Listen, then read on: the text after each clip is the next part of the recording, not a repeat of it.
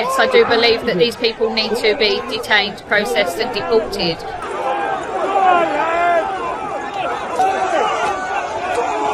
Breaking news UK live. Is the UK's thin blue line about to snap, with police ditching orders to join furious citizens in a stand against unchecked illegal immigration, or will they keep clashing with the very people they swore to protect? This explosive question thunders through every estate, every village, every vigil, from Dover's cliffs to Derry's walls, as mass protests over small boat surges and migrant hotels boil over into a national uprising. Political insiders confirm over 50,000 channel crosses in 2025 alone, that's one every 5 minutes, sparking riots in 20-plus towns, 1,200 arrests and £20 million in damage. Across the UK, citizens are expressing outrage, from Rotherham residents storming hotels to Belfast families demanding our streets first. Home Office sources whisper it's out of control, with police morale shattered. Britain erupts. A house divided against itself cannot stand. Birds of a feather flock together as protests rage over illegal floods. Offices whisper, we're with you. One stand could shatter Starmer's regime and reclaim Britain. Stay glued, the blue line's breaking. Picture the soft dawn light breaking over Dover's majestic white cliffs, not with the gentle cry of soaring seagulls, but the harsh growl of Zodiac boat engines, 25 sleek vessels cutting through the choppy foam like invading shadows. Yesterday alone, 1,452 frightened people crammed tightly into those flimsy rubber crafts, their motors coughing thick Calais mist, massive waves pounding the overloaded hulls 70 deep. Indifferent French patrols simply wave them away from Dunkirk's sandy dunes. Urgent Border Force teams scramble from nearby Deal.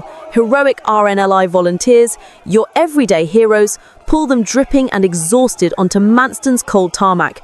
Sharp reports from the National Crime Agency warn not all are fleeing brutal wars. Many are eager job seekers, paying £5,000 each to ruthless Albanian kingpins, tough Eritrean enforcers and cunning Syrian smugglers. Their first stop, not rough barren barracks, but cosy, comfortable quarters at Rotherham's Holiday Inn Express, draining £3 million monthly from hard-earned taxes, closed off to local families since 2023.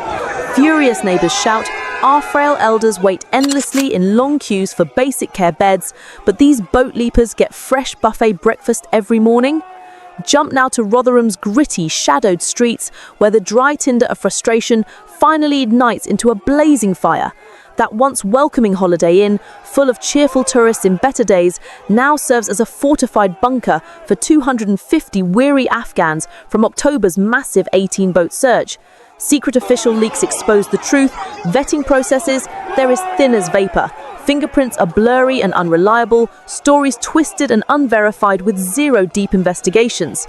Then comes the terrifying spark, whispered assaults in dark corners, eerie shadows lurking near school gates, sudden grabs under cover of night. One chilling midnight horror, a young 13-year-old girl pulled roughly into Furham Park's tangled bushes, her desperate shrieks lost in the howling wind. South Yorkshire police records note the suspects fled quickly to the inn. It's the talk of the whole town. Her heartbroken family collapses in the busy hospital ward. Caring medics document painful bites, deep bruises, and overwhelming fear. From Bristol's mainstream bustling media, backlots our to Belfast's police, narrow our back government, streets, they're all worrying in bed parents together, they're all double-lock in their sturdy cahoots. doors, schools run tense hide-and-seek drills, and simmering anger builds like a pressure cooker. The outrage, it's vast and unstoppable, like a mighty ocean wave. Rotherham won't hold back its raw emotions. It explodes in full force. Bright torches light up the busy ring road, heavy bricks shatter the Holiday Inn's thick glass windows, bold graffiti screams across the walls, hotels for harmers, streets for our kids. The crowds grow thick and determined, swelling to 5,000 by twilight. Strong miners with clenched fists, protective mums waving high signs, wise grannies bellowing, send them back to shore. Hungry flames devour roadside bins, then leap eagerly to parked trucks. Nearby Leeds joins the fierce fray. Massive hordes swarm the elegant Britannia Hotel on the A61, where 180 Syrians are tucked away, called safe resettlements by officials, relaxing by the calm lake, while local families queue patiently at food banks. Powerful water cannons bought with your £12 million in taxes blast back with forceful jets. Thick tear gas rolls out like dirty smog, stinging eyes and throats. One bold protester, a 40-year-old hard-working forge worker, roars into a live camera.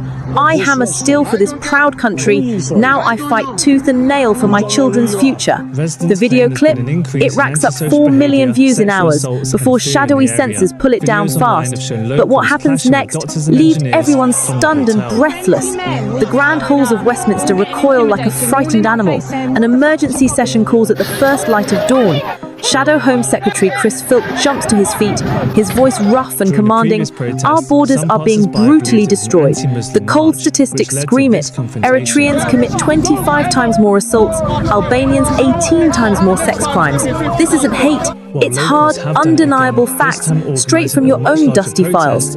Cheers erupt wildly from the opposition benches. Labour members turn pale and uneasy. Keir Starmer, with his sleeves rolled up like a fake tough guy, dismisses it sharply. These are extremist echoes from dark online abysses. His team floods X and TikTok with messages, "Just sporadic fights, blame the fake news bots." But leaks from Number 10 reveal the dark truth. While they talk about kind welcome limits, Starmer quietly approves 6,000 more small boat arrivals headed to the Midlands by midwinter. No careful checks, no strong backbone, just quick rides to fancy hotels. 2:30 hook, tension builds with rising chants, shields clatter down. Voiceover, "A stitch in time saves 9. An ounce of prevention is worth a pound of cure. Better late than never." As the blue line wavers, will police heed the call to unite or let division deepen the crisis? The turning point surges ahead.